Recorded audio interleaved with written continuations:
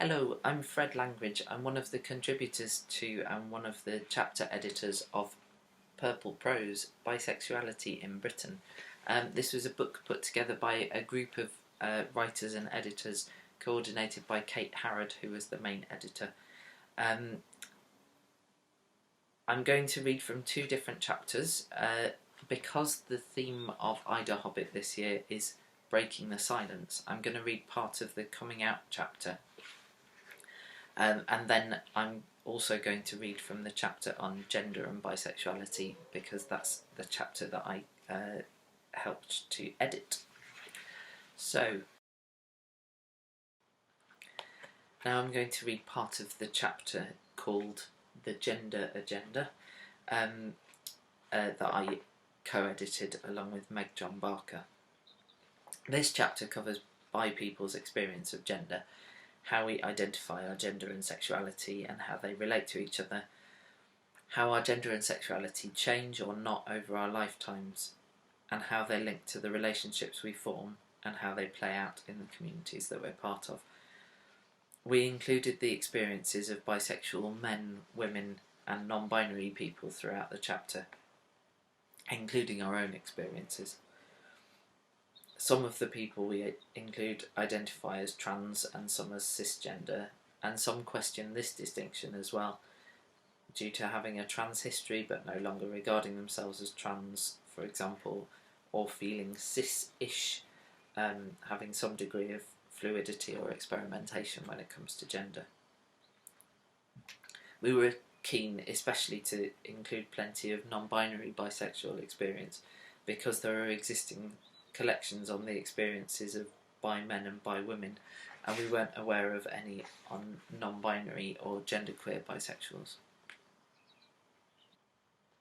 We talked first about how gender and bisexuality are related in representations of bisexual people. Generally, people agreed that men, women and non-binary people were represented in different ways. Emma said, men are more likely to be perceived as secretly gay, and women as hypersexual or indecisive. Bi women are more visible in the media, but only certain versions: white, thin, non-disabled, cisgender, attractive. Other bi women remain invisible. Men tend to be mocked and doubted a bit more. Matt confirmed these stereotypes and went on to suggest that non-binary people were even more invisible. I think we all know the classic stereotypes. Bi men are gay men in waiting. Bi women are putting it on to titillate men. So few people can see outside the gender binary that I'm not sure there are stereotypes of non-binary bi people. Most people don't realise they exist. I definitely feel like bi women are more visible than bi men. For what it's worth, I'm trying my best to be as visible as possible. We talked to our contributors about how they identified their gender and sexuality and what words they used.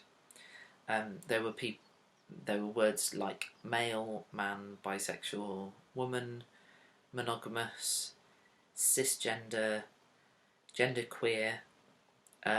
Someone said, I also find aspects of asexual identity being helpful in making sense of my experiences.